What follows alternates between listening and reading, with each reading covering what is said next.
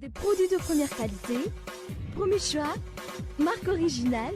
Baolay manolotra anao ny fampalalam-baovao. Baolay, toujours meilleur.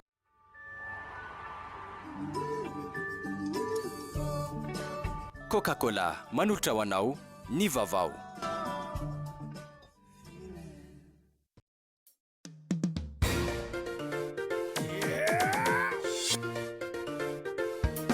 Arahinao ny fampalalam-baovao miaraka amin'ny spaghetti Francia. Spaghetti Francia, safidiko, safidintsika.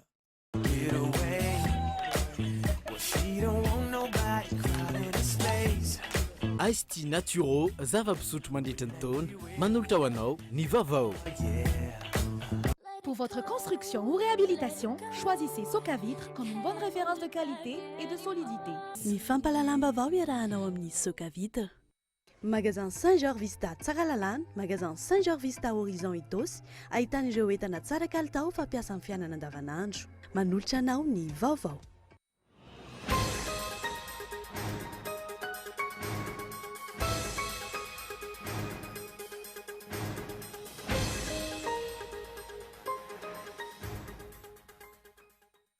Tsy manaja ny demokrasia sy ny tany republikana ny mpitondra ankehitriny. Io amin'ny ankapobeny no azo amin'tinana ny faneho-kevitra maro samihafa androany taorianany nandavan'ny fitsarana avo momba lalam-pandrenana ny fanambarana teo anivon'ny antoko malagasy miaramainga ny nandraisana tamin'ny fomba ofisialy ny toerana ny mpanohitra.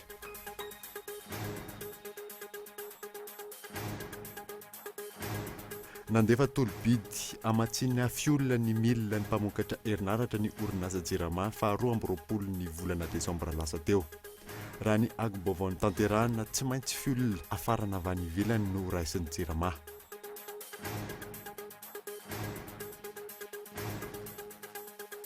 Miainatrany ny velaran'ny faritra arovana eto Madagasikara vokatry ny fitrandrahana tsy ara-dalàna izay mihazo vahana ankehitriny.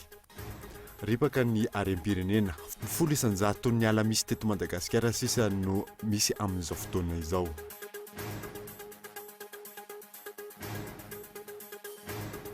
Vaovao iraisam pirenena dia nitanterahana omaly ny adevitra voalohany tamin'ireo kandida fito izay atolotry ny antoko akavy.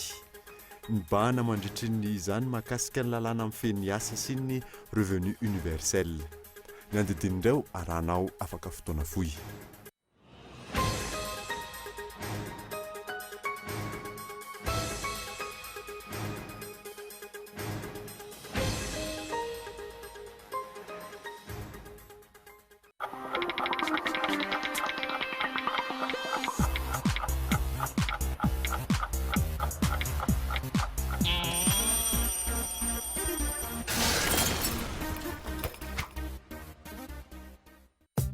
Allô, za ihany kia aty amin'ny Baolay za io. Marina le nilazaindry mahafinaritra be. Mbola mitony fety miaraka Baolay amin'izao taona vaovao 7 zao. Raha tian'olo tele misy karazany maro ao, ny Essence, ny Chongwang, ny Skyworth, sady voatonga.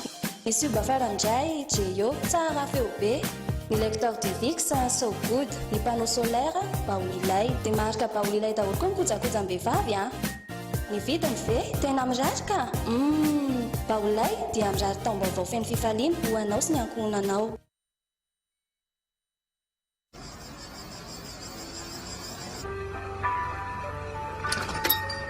Un Coca-Cola s'il vous plaît.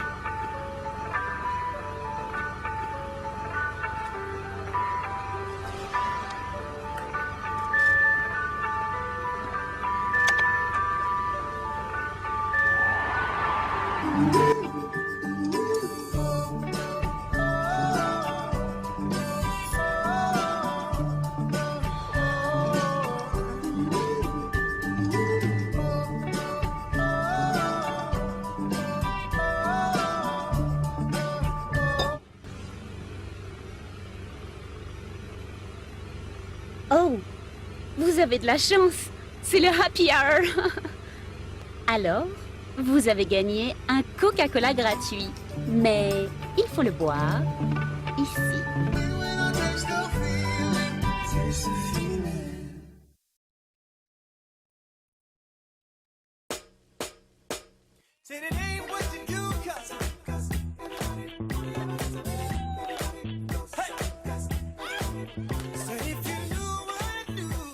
Un univers de surprises fruitées et de fraîcheur.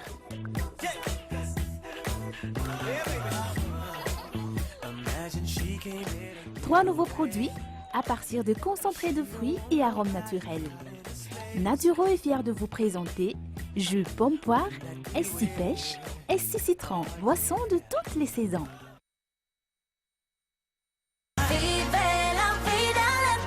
Portes, fenêtres, volets roulants, véranda, rideaux métalliques, tôles, vitres. Soca Vitre, fabricant poseur et spécialiste de pliage de tôles et bien d'autres, vous propose un large choix pour tous vos projets de construction ou de rénovation. Elle fabrique sur mesure toutes vos menuiseries alu à prix d'usine. Alors qu'attendez-vous? Venez nous voir à Andouta Pénoc ou sur notre site internet. Soca Vitre, très sincèrement à votre service.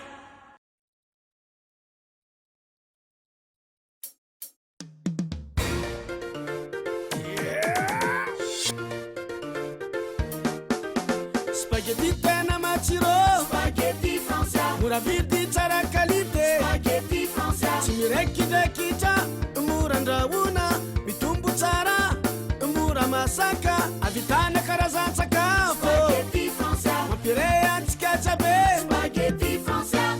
Spaghetti Francia, safidiko, safidintsika.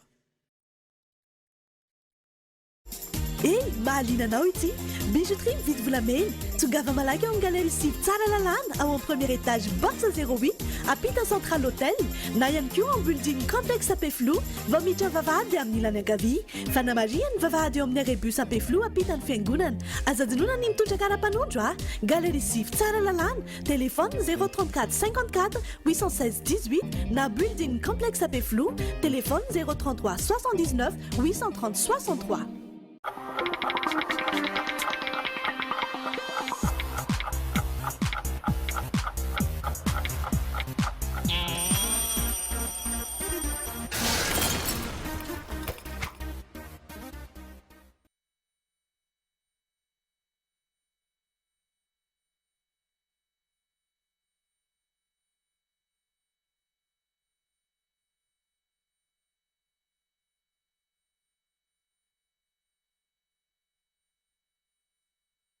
Finaritra tompoko lasy tompoko vavy manasanao ary anaraka ny fampahalalam-baovao Kolo TV hatramin'ny farany atidika aminao aty am-piandohana fa manambahiny sampana fampahalalam-baovao amin'ity alina ity fa ny lohany andraisantsika ny vahiny dia tsy manaja ny demokrasia sy ny tany republikana ny mpitondra ankehitriny io amin'ny ankapobeny no azo amin'tinana ny faneho-kevitra maro samihafa androany taorianany nandavan'ny HCC ny fanambarana teo anivony antoko malagasy miara-miainga tamin'ny fomba ofisialy tamin'ny toeran'ny mpanohitra Zora Kutendrina. Ny fanesesy sy ny faneho-kevitra avy amin'ireo mpanao politika fiarahamonim-pirenena mpandinika ny fiainam-pirenena amin'ny ankapobeny samy naneho hevitra avokoa androany momba ny fanapahana nataon'ny fitsarana avy momba lalam-pandrenana momba ilay fangatahany antoko malagasy miara-miainga sy ny vondrona parlementaire vondrona politika miaradi malagasy miara-miainga andray amin'ny fomba ofisialy ny toeran'ny mpanohitra ho an'ny maître Olala izay sady pahay lalàna no mpandinika ny fiainam-piarahamonina amin'ny ankapobeny tsy manaja ny demokrasia ny mpitondra eto amintsika ary manam-porofo izany ny fanliana ny mpanohitra tahaka izao. Io hoe resaka hoe momba ny hoe mpanohitra io ny opposition dia voalaza amin'ny constitution. Tokony apetraka tahaka ny haute cour de justice ndretrehitra zay tsy apetraka ny fanjakana mihitsy hatramin'izao satria misy antony misy zavatra atahorany ao. Dia amin'izao fotoana izao zany raha ohatra miresaka tsika hoe HCC nge fahitatsika azy ny akamaroan'ny olona sasany ao reo zay tsy nifidina araky ny tokony ho izy dia olona napetraky ny fitorana ankehitriny. Anisan'izany ny président ny HCC.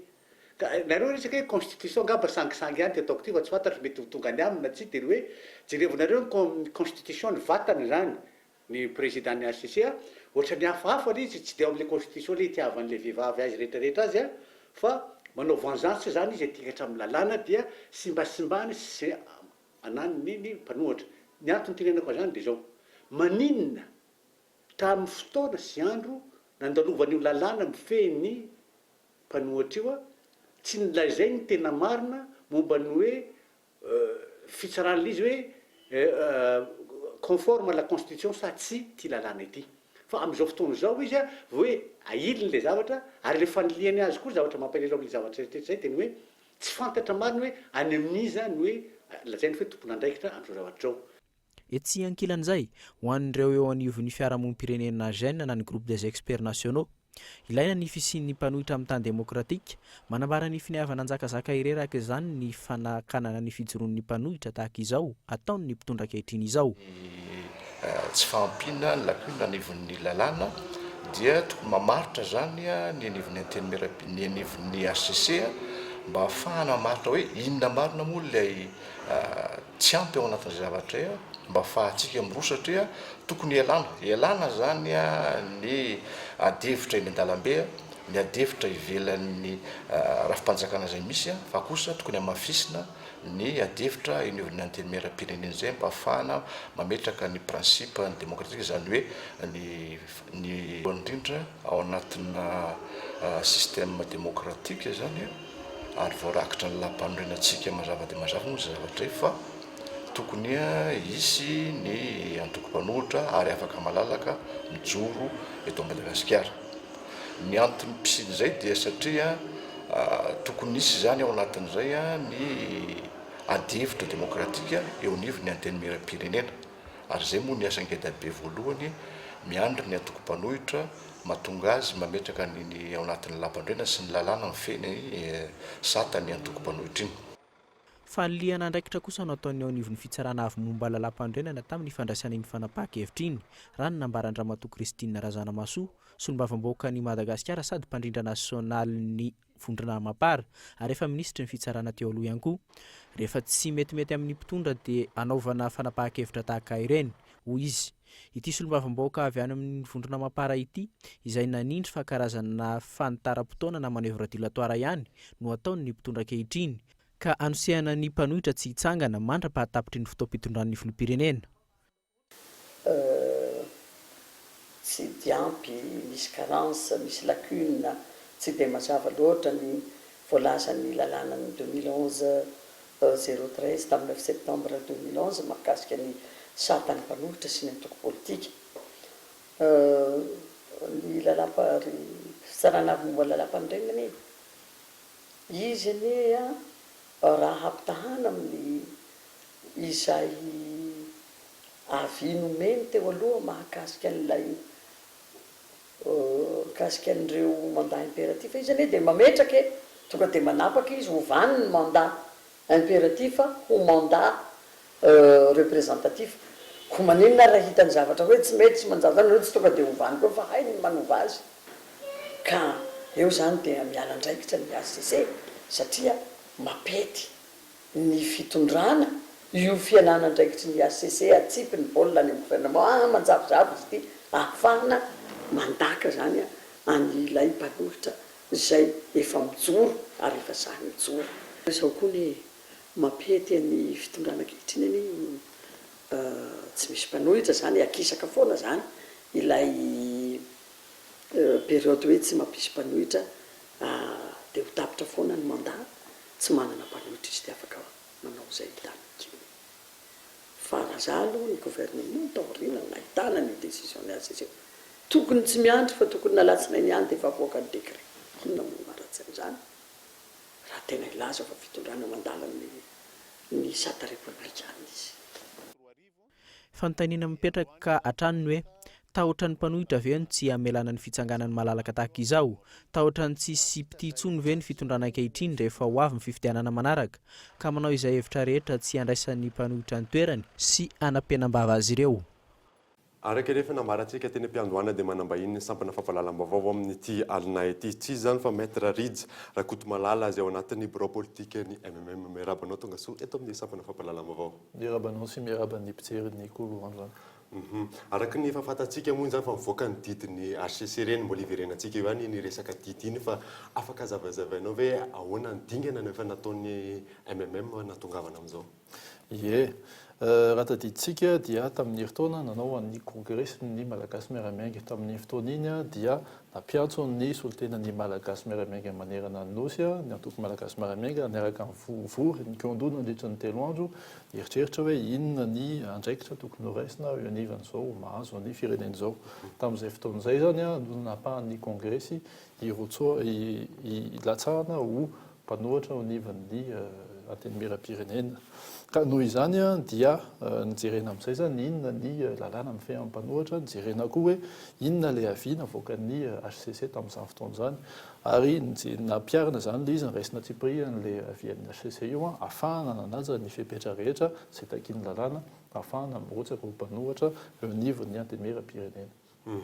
Dia iny ary fa mivoaka reny zany lalàna dia afaka zavainao hoe inona tena dikan'iny lalàna navoakany zareo iny. Ny zavatra voalohany amafisina aloha ny dikan'iny lalàna iny a dia misy fahambangana hoy ny HCC amin'le lalàna tsy le fepetra na raha ny antoko malagasy miaramiainga zany no misy fahatsoana fa le lalàna mihitsy ono no tsy ampy. Tiako amafisina kely zany fa ankoatran'le hoe fanarahana an'ilay aviana avoaka ny HCC tamin'ny 2024 iny a dia magaga ihany amin'izao fotoana izao hoe ny HCC izay fitsarana tampony mikasika ny rahalam-panorenana dia tsy afaka manampy na manoro hoe ahoana sy ahoana sy ahoana ny tokony fampiarana lalàna satria amin'ity lafiny ity a loha ordinaire ity nefa ny lalam-panorenana lalàna avindrindra magaga ihany hoe ohatran'izay hoe zany ny fomba fiasan'ny HCC. Faharoa nilaza ny HCC fa io opposition io dia ao anatin'ny lalam-panorenana mampiaina ny démocratie noho ny tsy fandraisana mipetraka zany fanontaniana hoe noho ny tsy fandraisan'ny HCC ny zay andraikitra tokony ho anazy zany anatin'le fampiarana ny démocratie ve dia manatanteraka tokoa ny asa ve izy fanontaniana mipetraka koa zay zavatra anankiray zay. Miteny ianao hoe teo hoe miditra amin'ny ao anatin'ny mpanohitra ny amin'ny parlement inona ny tena ilaina amin'ny mpanohitra ny anivon'ny parlement?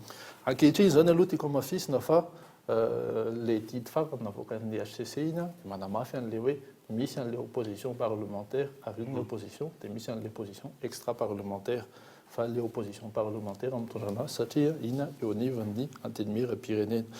Betsaka ny andraikitry ny opposition anisan'izany le hoe manao ny asany amin'ny maha opposant anazy eo anivon'ny anteny miram-pirenena ohatra manana zo izy a ilaza ny heviny hitondra ny heviny mandritra ny session parlementaire ary ny tena mavesatra dia le fahafahany miona miaraka amin'ny chefin gouvernementa miresaka mifanazava hoe inona ny tokony atao inona tsy mety sy ny sisa sy ny sisa zay zavatra tokony tanterahana tamin'ny amin'izy mao avy zao petraka zany fantahina hoe ho tanterahan'ny gouvernementa sy ho raisiny ve ny fepetra rehetra ilaina mba ahafahana manatanteraka an'izay lalàna zay milaza hoe tokony amin'ny isaky ny fahatelo ny volana janoary no miona miaraka amin'ny premier ministre ny misy ifandraisany amin'izay ve ty didina ataon'trareo ohatra zao ty? Mety misy ifandraisany le izy satria araka ny lazaina teo mipetraka amin'ny fanontaniana hoe tena vonina tokoa ve le mpitondra ananaha-mpanohatra vonina hijoro hiady hevitra hianazava sy hitondra rahanampy amin'izay zavatra tokony ho tanterahana satria tsapa aloha hatreto fa ny fitondrana tsisy ohatrany manao accident kibony fotsiny fa tsy tena mandalina be loatra hoe inona ny tokony atao. Tsapantsika zao ny olana anivon'ny firenena amin'le resaka famatsim-bola iny nisy resaka moa hoe ahoana misy 10 milliards avy eo ho avy 10 milliards de dollars iny 10 milliards de dollars iny tsy ho azo iny raha tsy voahaja ny conditionnalité ny fepetra rehetra hatreto aloha zany tsy feno ny fepetra ka zany zavatra rehetrarehetra zany tsy mivonona ny gouvernementa ankehitriny zany eny hoe inona sy inona sy inona raha ndraindraikitra hoe inona ny tokony atao. Inona ary zany tena asan'ny HCC satria raha fantatsika izy ny tena manao an'ity didy faratapony lalam-panorenana eto amintsika dia nefa ty efa nilazaintsika teo hoe didy tsotra zany raha oharina amin'ny lalam-panorenana dia ahoana ny tena fijerina zany hoe tsy vita no manovana azy na hoe manazava anazy.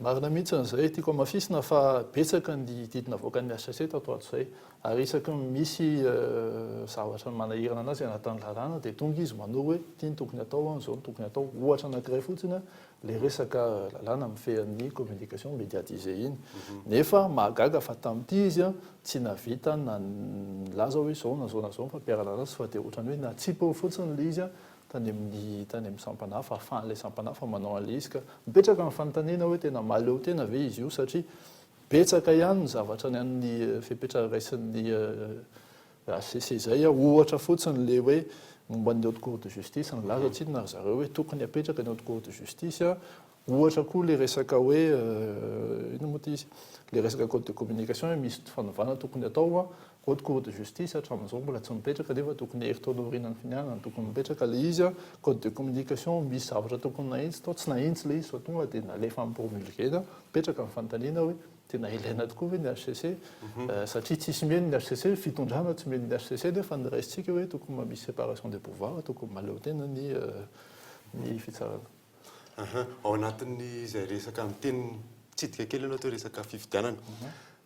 Ahoana indray raha fijerinareo amin'ny MMM zany satria izy ny fifidianana ireo fifidianana tsy vita raha tsy misy ny CENI.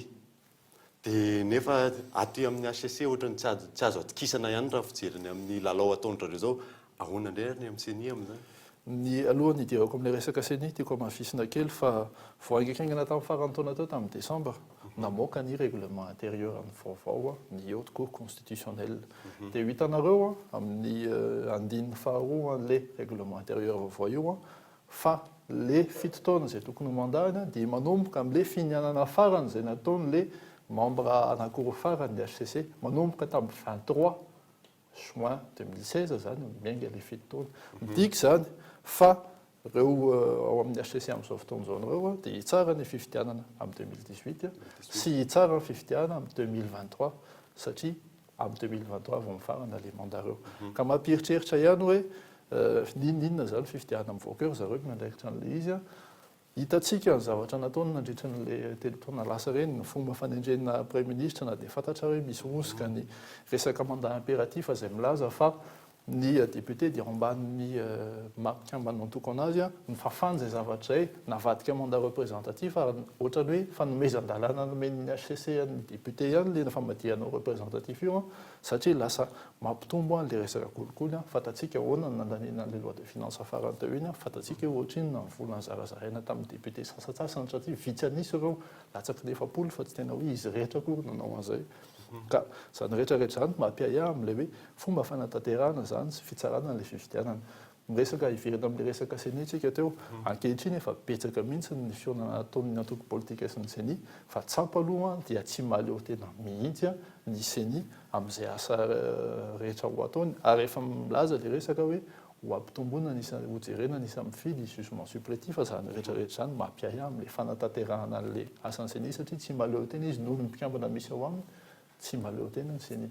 Tanjona zany dia midiry anamboarana zareo ny fifidianana raha tena fijerena ny lalana izoran'ilay izy. Zay aloha fahitana an'ilay izy amin'izao fotoana izao hoe nahoana no tamin'ny faran'ity taona ity napetraka ilay mandahana fito taona miainga amin'ny volana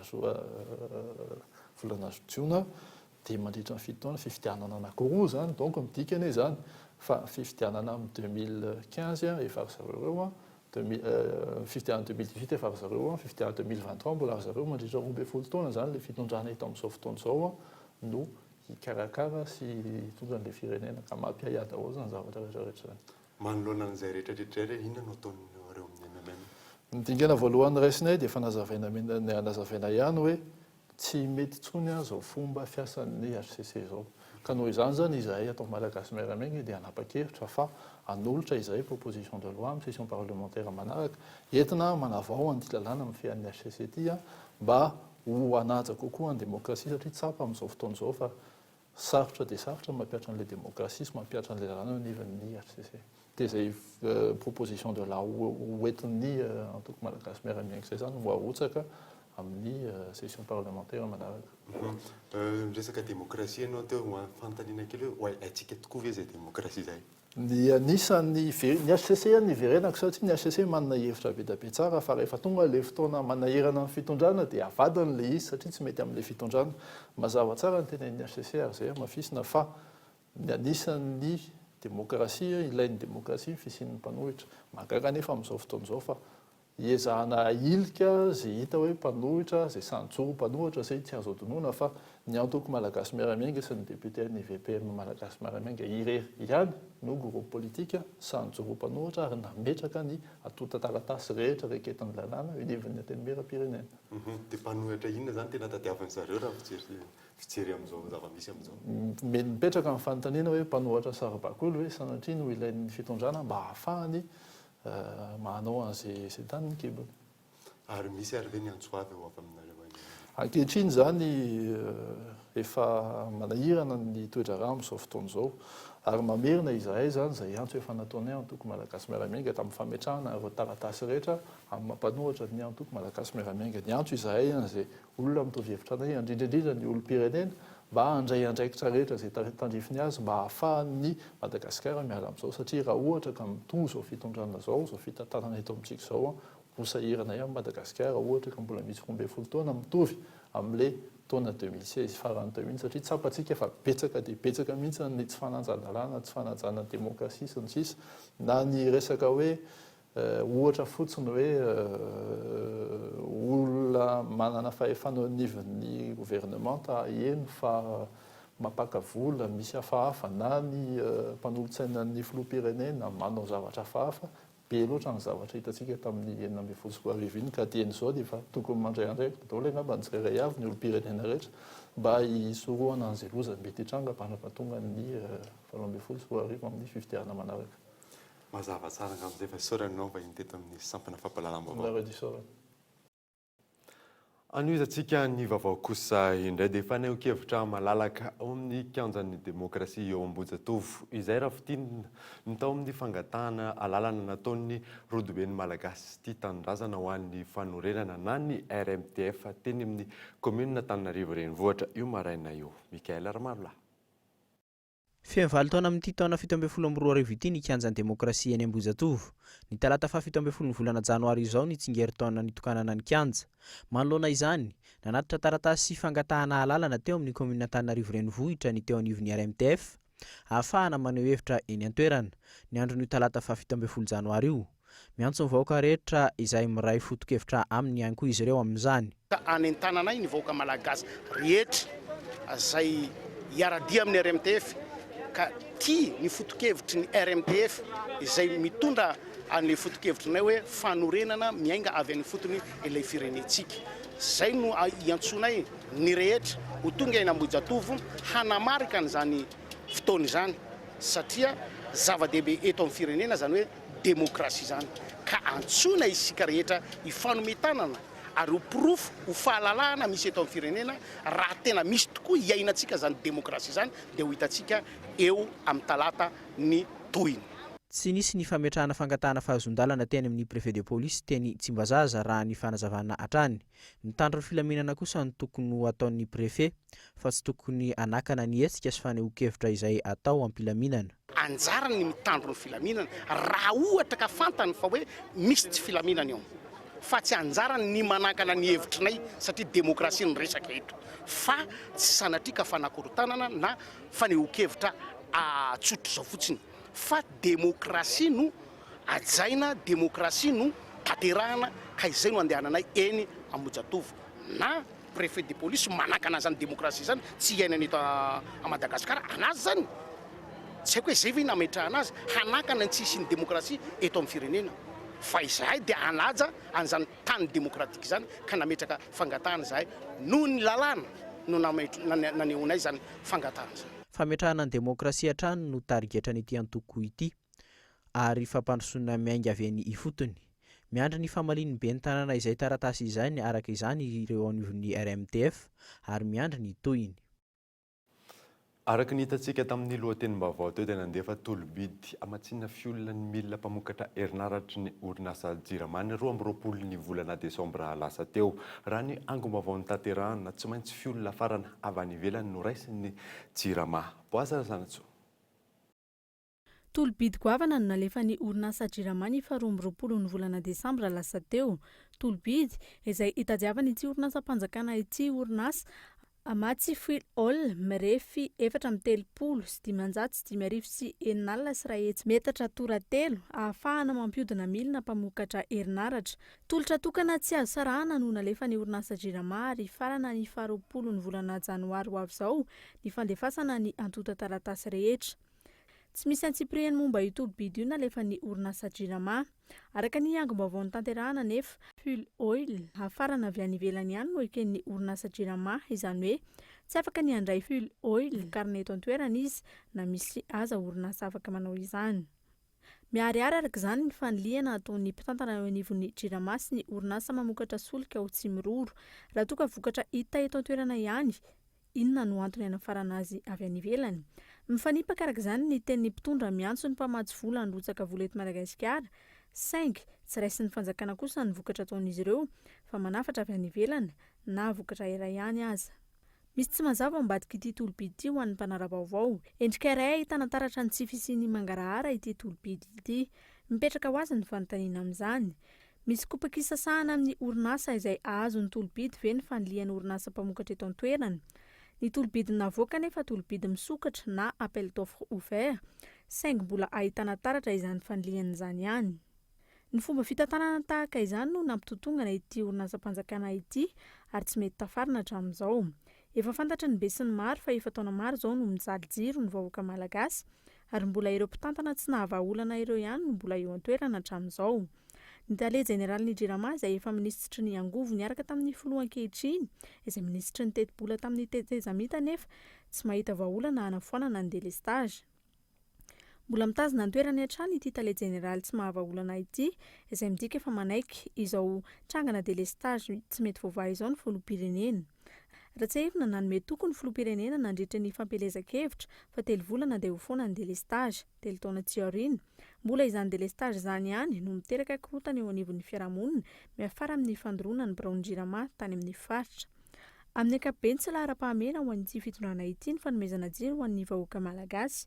Ireo tsy manana mijanona ho tsy manana, ireo manana kosa hiara-ny fahatapahan-jiro lavareny.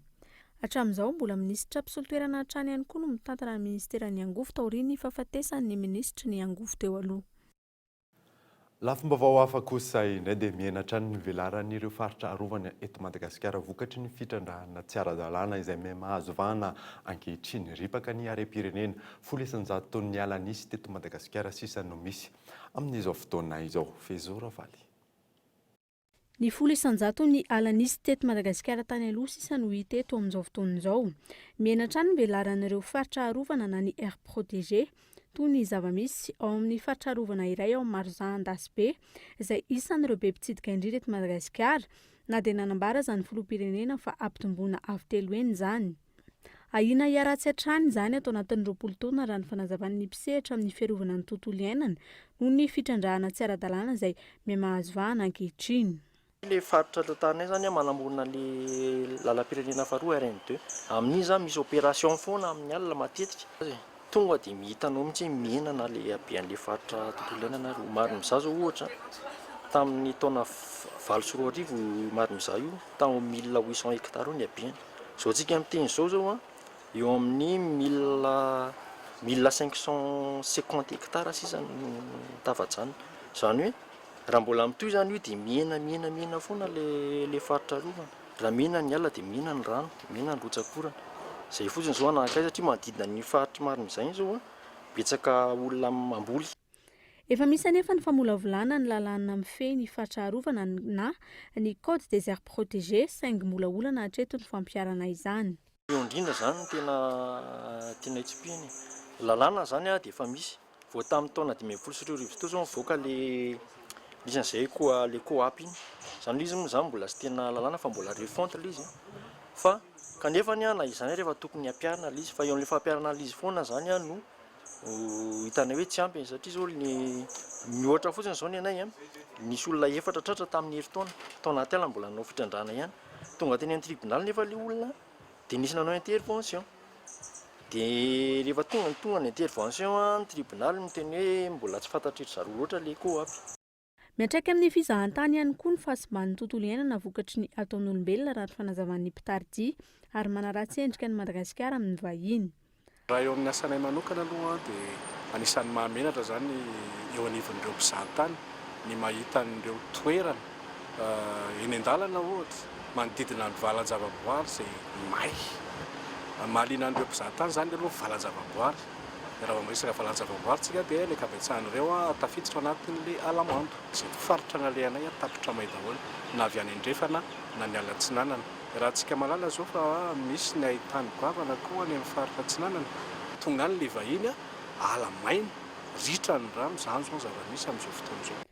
ankoatra izay ahitana fitrandrahana tsy ara-dalàna izay mahavoakasika olona akaiky ny filoham-pirenena ihany koa ny ao Andasibe, Moramanga sy ny Andidy Ambatondrazaka. Ny tsy fisian'ny fandraisana andraikitra ataon'ny fitondrana sy ny firaisan'izy ireo petsapetsa amin'ireo tompon'antoka ho antony iray mampirongatra ny fitrandrahana tsy ara-dalàna eto amin'ny firenena. Raha ny fanazavan'ny manam-pahaizana, paikady azoana famatsim-bola araka ny fipetratakin'ny mpamatsy vola fotsiny no ataon'ny fitondrana ankehitriny amin'ny fiarovana ny tontolo iainana, saingy tsy misy vokatra akory izany.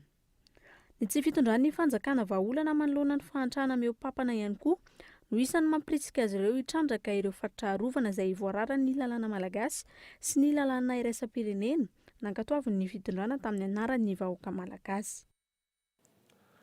Mahakasika ilay raharaha arboretum eny Ambatobe, nanambarany ministry ny fanajariana amin'ny tany fa nanamidy amin'ny olon-tsotra aza ny tany tsy afaka anorenana fototra-fitrasan'ny toerana fa mijanona ho espace vert. Fanadadiny Iona Saina. Nampiantso ny mpanao gazety ny ministrim-panjakana misana ny tetikasan'ny filoham-pirenena ny fanajariana ny tany sy ny fampitaovana ny maraina teo, niara-ny sakafo sy ny resaka ndraram-pirenena. Betsaka ny teboka noresana nandritra io fiaonan'io. Isan'ny nivotra tamin'izany ny raharaha arboretum eny Ambatobe. Tsy afaka anaovana na inona na inona eny amin'ny arboretum Ambatobe izay namidin'ny fanjakana tamin'ny olon-tsotra, hoy ny ministrim-panjakana Narson Rafidimanana. Ho fiarovana ny tontolo iainana sy ho fanomezana endrika ny tanàna no antony nanaovan'ny fanjakana izany. Mijanona amin'izay ny toerana, hoy ny ministra, ary isy ny sazy hilatsaka raha toa ka misy ny fanapahana ny azo. Tena arboretum tsy afaka anaovana inona io.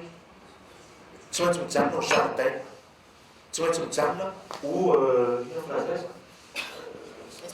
espace vert. Afaka misy olona anankiray mividy an'izy fa manana eritreritra izy ohatra ny Zoan TV Plus ohatra manana eritreritra izy za tena tia jardin be dia ataoko jardin tena fanaraka izy afaka vidina ilay tany fa tsy afaka anaovana na construction na inona izay azo tapaka zay efa anjarantsika mamesazy ilay hoe. Raha toa ka mijanona amin'ny endriny ny arboretum, inona no antony namarotana azy tamin'ny olon-tsotra fa tsy nijanona tamin'ny fanjakana hatrany? Manana fahefana hibaiko ny olon-tsotra anajanona ny arboretum amin'ny endriny ve ny mpitondra? Ny tany efa tsy azy intsony. Raha ny angom-baovao ny tanterahana, efa nahazo permis de coupe ilay olona nahazo ny arboretum ary efa nisy azo notapahana. Manoloana ny fahazahoan'ny olon-tsotra io toerana io, nilaza ny teo anivon'ny fananan-tany fa mandeha ny fanadihadiana momba ny fomba nahazoany ilay olon-tsotra azy. Araka hoe misy ny arrêté zany navoaka zay midésaffecté manala azy tao anatin'ilay tany nafindra satria rehefa ny constaténa izy dia tsy arakarak'izay fomba ilay ataontsika hoe eritreretana nanaovana an'ilay tany azy zava-misy amin'ny toerana. Izay no mahatonga ilay hoe afaka averina ny fanjakana azo amidy avy eo ilay tany. Tany dia mbola ao anatin'izay fanadihadiana izay zahay hoe ahoana no nataon'ilay olona izay nangataka an'io hanaja ilay fepetra voalaza lalàna ve sa tsy manaja. Ny fanjakana indray avy eo afaka mandray fanapa-kevitra hoe voaverina ihany fanjakana ihany ve io sa azo atao tokoa mametraka azy ho lasa vano definitive farany. Mipetraka ny fanontaniana, maninona no izao vao misokatra ny fanadihadiana momba izany fanomezana tany-panjakana ho ana olon-tsotra izany. Tany-panjakana izay tokony arovana trano ho an'ny fitondrana amin'ny fandimby any aoriana. Raha midy amin'ny vahiny avokoa ny tany-panjakana na ireo trano-panjakana tsara toerana eto an-drenivohitra. Inona sisa no hipetraka ho an'ny mpitondra ho avy? Andrasana araka izany ny valin'ny fanadihadiana ataon'io sampan-draharaha io. Nandritry ny fiaonana voalohany tamin'ny mpanao gazety tamin'ity taon'ity, nilaza ny ministrim-panjakana Narson Rafidimanana fa tsy mikendry ny toeran'ny prime ministre ao anatin'ity fitondrana HVM ity. Nanambara ihany koa ity ministrim-panjakana ity fa betsaka ireo fototra-fitrasa tsangana amin'ity taon'ity. Ny fanamboarana ny lalana mampifandray ny Maremasay sy Nanisana, ny RN2 sy ny RN5. Ny fanorenana trano miisa 3,000, ny fanitarana ny serana Tsambony Tomasina, ny fanitarana ny serana Piaramanidiny Ivato sy ny Osbe sy ny maro hafa. Andrasana ny fanatanteran'ireo rehetra voatanisy ireo amin'ity taona 17 ity. Androany kosa ny vendredi 13 maro ny malagasy no tsy mahalala io kolontsaina tandrefana io. Anisan'ny daty miavaka ity ho an'ireo vahiny. Mioramanitra. Zoma 17 ny volana voalohany amin'ity taona ity ny androany. Maro amintsika malagasy no tsy mahalala ny tena dikan'io daty io ara-tantara. Amin'ity taona ity, ny volana janoary sy ny volana oktobra ihany no misy io daty io. Nandritra ny zoma 17 ny volana tahaka izao, maro amin'ireo olona tandrefana, indrindra fa ny frantsay no tsy miasa, tsy mianatra ary tsy manao fandrarahana akory. Iny fahafantarako anazy aloha raha ny frantsay dia ohatrany zavatra mitondra loza tamin-jareo iny le vendredi 13 dia tsy dia tian-jareo roza zany rehefa hoe vendredi 13 Zay fahafantarako anazy, tsy haiko ny nahatonga anazy fa henoko fotsiny ilay histoirany. Tsy dia haiko le any an-da fotsiny zany haiko le hoe misy hoe mandefa film le hoe matahotra ny vazava ny hafa tsy haiko. Vendredi 13 zany tsy dia niany rehetrarehetra hoe anona va ka mivra vendredi 13 zany moa tsy dia haiko loatra tena tsy fantatro mihitsy le vendredi 13 a tena tsy mahalala mihitsiny a ohatrany resaka amin'ny vazaha fotsiny le izy hoe raha tsy vita na tsy haiko ohatr'izay fotsiny fa tsy mahafantatra ohatran'izay. Misy miteny hoe porte malheur amin'ny vendredi 13 ho an'ny hafa zany dia misy miteny hoe mety amin'ny vendredi 13. Samiko aloha zany kolotsaina vazaha zany fa tsy atsika zany. Ho an'ny mpanakanto iray nanaovana fanadihadiana kosa ny isa 13 midika zavatra maro na ny tantaran'izao tontolo izao na ny tantara ara-baiboly samy maneho io isa 13 io. Ny ataoko indray hoe ny resaka chiffre angamba ny za somary tia resaka chiffre izay dia na amina zavatra be da be na amina mozika na amina matematika na amina resaka isa dia 13 fanombohana na fiverenana zavatra fiverenana cycle dia izay zavatra izay anisan'ny nahaliana anahy dia izay no andraisako azy fa tsy dia avany amin'ny hoe finoana firenena na finoana foko. Nanamafy ny finoan'ny zareo tandrefana ihany koa ny zavanitranga tany Lafrantsa ny alin'ny zoma fa 13 ny volana novambra taona 2024. Nisy ny asa fampiroroana tany an-toerana ny alin'io daty io. Vokany olona 100 no namoy ainy sy naratra mafy. Dia izay no vateantsika vaovao iraisam-pirenena dia nitanterahana omaly ny adefitra voalohany teo amin'ny kandida 7 izay atolotry ny antoko-akavia. Ny mba nanandritra izany moa ny mahakasika ny lalàna amin'ny feny asa sy ny revenu universel. Fanadadina eo amin'ny sariny France 24. Omaly hariva no nanao adefitra voalohany ireo kandida 7 atolotry ny antoko-akavia.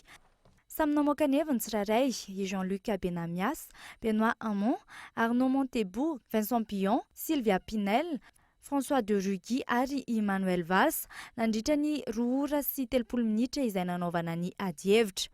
Anisan'ny resana nandritra izany eo amin'ny lafiny toe-karena ny tranga fampiororoana ny krizy republikana fa teo ihany koa ny mahakasika ny lalàna feny asa nafana ny adi-hevitra ho any ankilany sarotra ny anondrona mpandresy ny sosokevitra momba ny revenu universel nondresahan'ny Benoît Hamon raha toka saika ny tatra rehetra nandritra ny na-praiminisitra azy sy ny teboka mahakasika ny lalàna feny asa nondresahan'ny Emmanuel Valls. Raha tsy hivina, efa minisitra nandritra ny fitondran'ny François Hollande ny 5 tamin'ireo kandida nandray anjara tamin'ny adi-hevitra. Ndrehare tamin'ny nanompoany any Fransa nandritra ny nandalovan'ny firenena tanaty ady sarotra no ny fabetsahany tranga fampiororoany Emmanuel Valls raha toka mbola afaka manampiezaka no nambarany Jean-Luc Benamias. Namoaka karazana tatra kosa i François de Rugy. Zava-dehibe ity adi-hevitra voalohany ity no izy mitaky ny tatra amin'ny feny asa vitan'ny François Hollande sy ny revenu universel ary ny lalàna feny asa. Alohan'ny sarahana deverina aminao ireo vaovao nisongadina tamin'ity alina ity tsy manaja ny demokrasia sy ny tany republikana ny mpitondra ankehitriny. Io amin'ny ankapobeny no azo amintinana ny fanehoan-kevitra maro samihafa androany tao aorianany nandavan'ny HCC ny fanambarany teo anivon'ny antoko malagasy miaramiainga ho mpamonohitra amin'ny fomba ofisialy. Nandefa tolobidy amatsiana fiolona ny milina mpamokatra herinaratra ny orinasa Jirama ny 20 ny volana desambra lasa teo. Raha ny ankobaovao tanterahana moa dia tsy maintsy fiolona farana avy any ivelany no raisin'ny orinasa Jirama. Ary farany mofo dia mianatrany ny velaran'ireo faritra arovana eto Madagasikara vokatry ny fitrandrahana tsy ara-dalàna izay mahazo vahana ankehitriny ripaka ny harem-pirenena. Azadinona afaka fotoana fony grand dossier izay ataony eo anivony MLE. Dia izay mamarana ny vaovaontsika tamin'ity alina ity ankasitrahana ianao.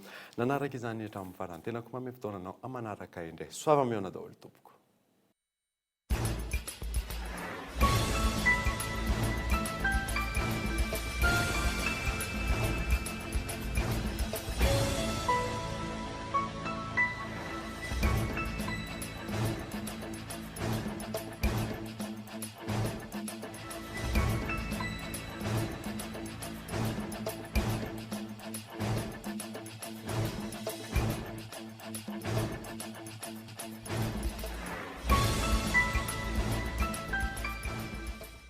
Magasin Saint-Georges Vista Tsaralalana, magasin Saint-Georges Vista Horizon Itosy, ahitana ireo entana tsara kalitao fampiasa amin'ny fiainana andavanandro. Nanolotra anao teo ny vaovao. Pour votre construction ou réhabilitation, choisissez Socavitre comme une bonne référence de qualité et de solidité. Ny fampalalam-baovao ny arahanao tamin'ny Socavitre. Ny fampalalam-baovao dia niarahanao tamin'ny AST Naturo, zava-pisotro mandritra ny taona.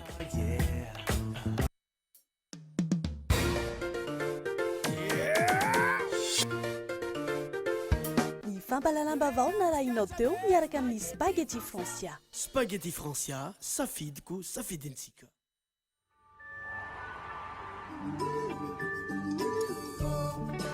Coca-Cola nanolotra anao teo ny vaovao.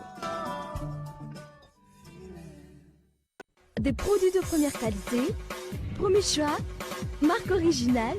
Baolay nanolotra anao teo ny fampalalam-baovao. Baolay, toujours meilleur.